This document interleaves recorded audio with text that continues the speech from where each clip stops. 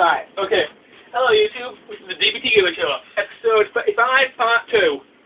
Now if you haven't watched part 1 yet, you have missed me reviewing most of the game. The game that I'm reviewing today is Resident Evil 0 for the GameCube.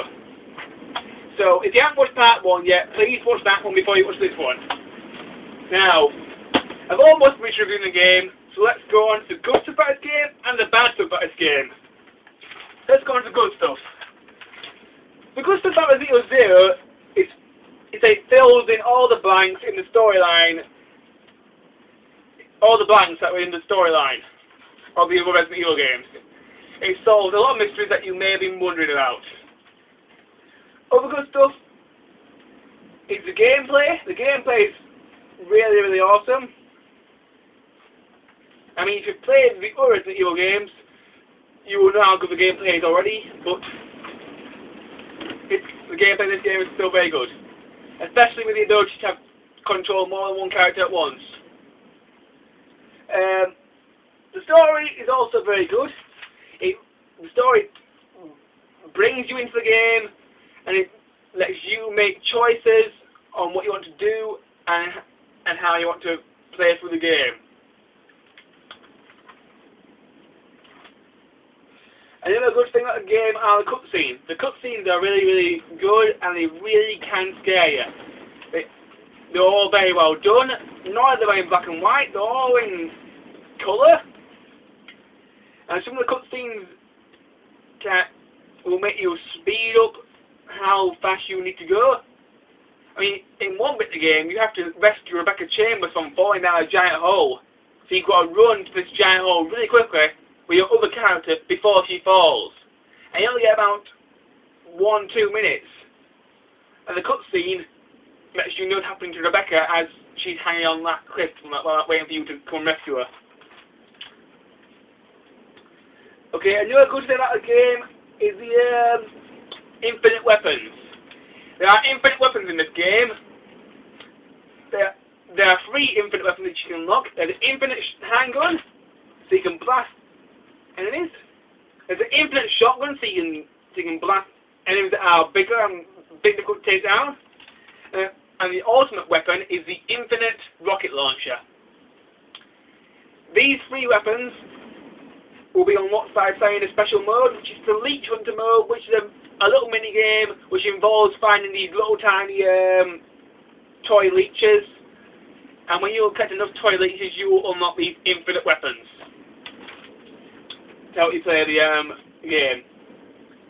And the other thing about the game are the bosses. The bosses in this game are quite difficult and they're also quite scary. The bosses will range from anything from a giant scorpion, a giant centipede, a giant slug, a giant mutant slug, and also the Resident Evil classic, the Tyrant, is in there too. And all the bosses are pretty difficult to beat, especially the giant slug at the end. Okay, now let's move on to the bad stuff about this game. The bad stuff about Resident Evil 0, the first thing I discovered was that there's no chest in the game.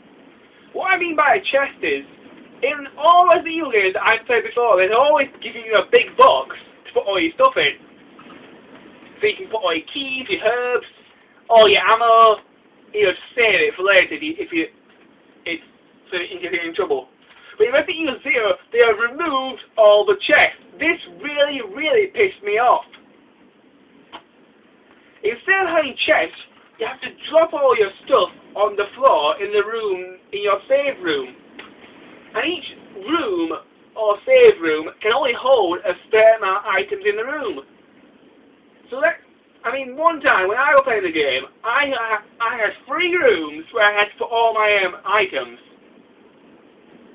Like in one room I had all my spare ammo, in another room I had all my spare herbs, and in another room I had all my spare keys and stuff. I was really annoyed when Capcom removed the chest from this game. This feature is a very good feature and should not be removed. It really, really annoyed me. The other bad thing about the game is some of the weapons take up 2 pockets. Example, the shotgun, the grenade gun, the rocket launcher. These weapons take up 2 pocket spaces. And since both your characters only have 6 pockets to begin with, these weapons take up 2 pocket spaces is really annoying. I mean, in quite a few of the other Resident Evil games, like Resident Evil 3 Nemesis, they have some similar weapons, and they don't take up 2 pocket spaces. Why do they take up 2 pocket spaces in this game? The idea is completely stupid. It just wastes pocket space. And it makes the game extremely tedious and really annoying. Okay. The next bad thing I want to tell you about is the hunting gun. The hunting gun is a small shotgun which you get on the train in the very first area of the game. But the big problem with the hunting gun is it only loads 2 shotgun shells. 2. Now, this is really annoying when it comes to fighting the Scorpion. To fight the Scorpion, you've got to walk around it and aim your shotgun down on its head and blast it. But once you fire 2 shells, you've got to reload again. This is really stupid. The hunting gun really does suck because it's only got the ability to hold 2 shells at once. My advice is just to use it until you run out of shells, then ditch it, because it's useless after that. The next bad thing about the game is that there's no 2-player story mode. Now this isn't really a bad thing, it's more opinion. In this game there are 2 characters, Billy and Rebecca. What I would like to have seen, it would be a 2-player story mode, where 1 player plays as Billy and 1 player plays as Rebecca. That would be a really cool feature that Capcom could have put in. And the other bad thing about this game, again, the unlocking times are far too harsh. To unlock the infinite rocket launcher, you have to complete the game in under 3 hours and 30 minutes. Due to the problem of having to put all your items on the floor, this is next to impossible. I have never unlocked the infinite rocket launcher, I probably never will be able to, due to the harsh unlocking times. The next bad thing about this game is a no difficulty change on the files. Once you start your file and select your difficulty, you can't change it. If you want to do a new difficulty, you have to make a new file and pick a different difficulty. On Resident Evil 1 on the GameCube, you could use the same file twice and change the difficulty. That was a really cool feature, and I don't see why they couldn't put it in this game. And the other bad thing about this game, well, that's basically it. That's all the bad things I can think of. Apart from the characters still don't have enough pockets. Having 6 apiece is definitely not enough.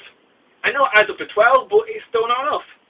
I'd rather them have 8 apiece, so you would have 16 each. I mean, 16 between you. Anyway, that's all the bad things I can think of. So the rating for Resident Evil 0, I give this a 3 out of 5, even though it's my favourite Resident Evil game. My next review will be Resident Evil 2 on the GameCube. So until then, YouTube, bye-bye.